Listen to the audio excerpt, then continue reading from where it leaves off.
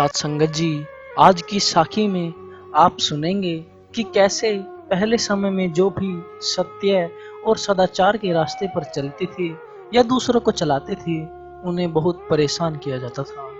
हमारे सिख गुरुओं को पहले बहुत सारे अत्याचार सहने पड़े थे। यहाँ तक कि वह जो बुरे लोग होते थे, वह किसी न किसी बहाने से उन्हें मृत्यु दंड भी देने से नहीं चूकते थे। तो आज की साखी में भी आप यही देखेंगे कि कैसे सुकरात को भी जहर पिलाकर मार देने की घोषणा की। तो चलिए साखी पूरी शुरू से लेकर लास्ट तक जरूर सुनिए, और शुरू करने से पहले इस वीडियो को लाइक जरूर कर लें। तो अब साखी शुरू करते हैं। सुकरात सत्य और सदाचार को सर्वोपरि धर्म बताया करते थे। सुकरात की तेजस्विता व निर्भीकता देखकर जो गलत कर्मों में लगे वर्ग था, वह उनका विरोधी बन गया।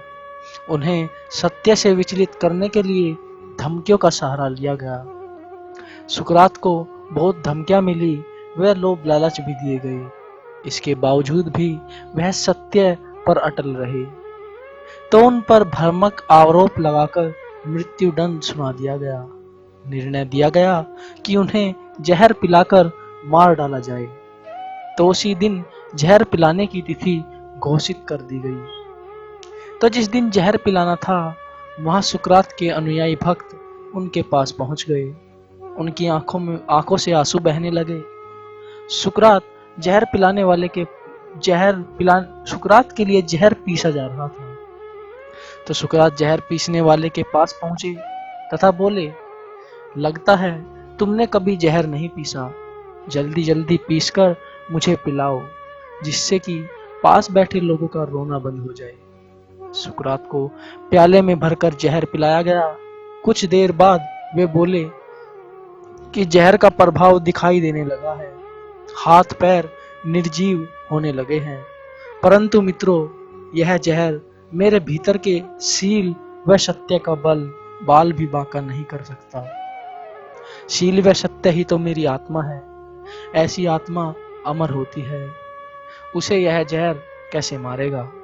इसके बाद सुकरात शांत हो गए और उनके अनुयायी उनकी निर्भीकता देखकर नतमस्तक हो उठे। तो देखा साथ संगत जी, सत्य और अहिंसा के रास्ते पर चलते रहने के लिए सुकरात कैसे जहर पीने को भी तैयार हो गए। और ऐसे ही पहले कई गुरु साहबानों को अपनी जान दांव पर लगानी पड़ी, लेकिन वे अपने रास्ते से जरा भी अलग नहीं हुए। अपना राम नाम का रास्ता उन्होंने कभी भी नहीं छोड़ा।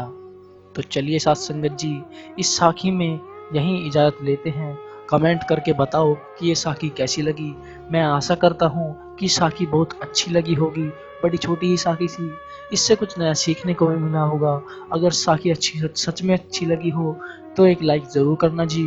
तो अगर आप ऐसी ही बहुत ही प्यारी प्यारी साखी सुनना चाहते हो तो चैनल को सब्सक्राइब भी जरूर करना।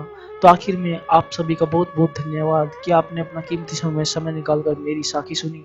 तो चलिए मिलते हैं किसी और नई साखी में। तब तक के लिए टेक केयर, स्टे सेफ।